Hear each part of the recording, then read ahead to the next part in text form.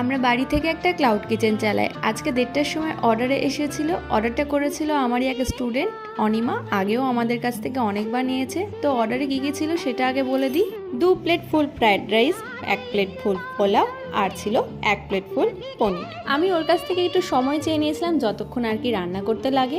ইউটিউবে একজন কমেন্ট করেছে কালিয়াগঞ্জ থেকে সে আমার ভিডিও দেখে, এবার হরিশ্চন্দ্রপুরের জলকালিতে তার হচ্ছে দিদির বাড়ি, সে এখানে আসলে অবশ্যই অর্ডার করবে। আমিও তোমার অপেক্ষায় রইলাম, তুমি এখানে এসে অবশ্যই কিন্তু আমাদের আহারেতে অর্ডার করো। আমাকে ইন্সপায়ার করার পেছনে তোমাদের কিন্তু অনেক বড় ভূমিকা রয়েছে। তোমাদের এই সুন্দর সুন্দর কমেন্টগুলো পেয়ে আমি রোজ কিন্তু কাজের মধ্যে দিয়েও ভিডিও করে যাই।